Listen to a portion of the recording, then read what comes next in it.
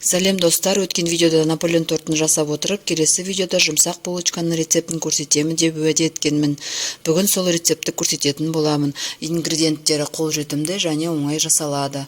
Ол үшін 1 стакан немесе 1 кружка жылы сүт және сондай 2 стакан суды құямыз, жылы су.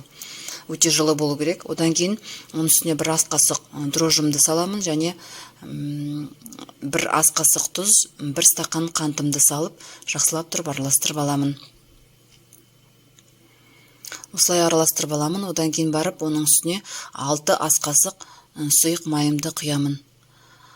Одан кейін бөлек ыдысқа 2 жұмыртқамды бөлек ыдысқа салып араластырып аламын. Араластырып, жақсылап араластырып алғаннан кейін барып, ингредиенттердің қатарына қосамын. Осылай араластырып болғаннан кейін жаңағы екшелген елеуіштен өткен ұнды ақырындап салып отырып, жұмсақ қамыр илеймін. Оны 1 сағатқа жылы жерге қойып қоямын. Көтерілгеннен кейін оны жаңағы домалатып протеинге салып шығамын. Дәмдеуішке мен 1 пачка ванилин салдым. Одан кейін осылай жаңағы айтқанымдағыдай жылы жерге илеп алып, менің ыдысым кішірек болып қалды, сондықтан үлкенірек ыдысқа салдым. Үстін жылығып жауып 1 сағатқа қойып қойдым. Одан кейін 1 сағаттан кейін алып шығып, протеиннің астына май жақтым.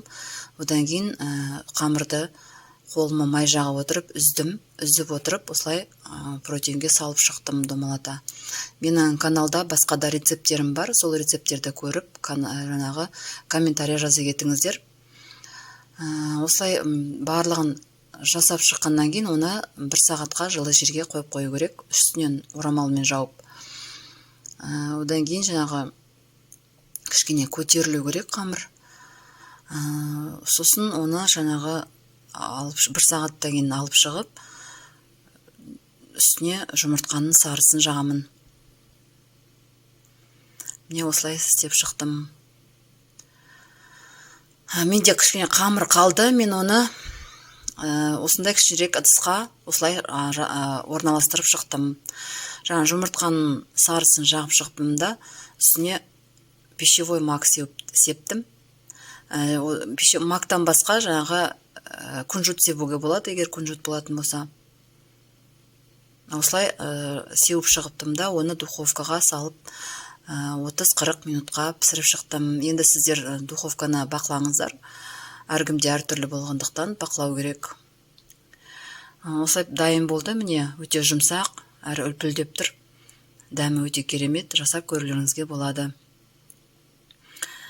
Осылай жасап көргеннен кейін маған комментария жазып кетіңіздер қалай болғанын. Мен сіздермен қоштаспаймын. Келесі видеода кездескенше сау саламат болыңыздар.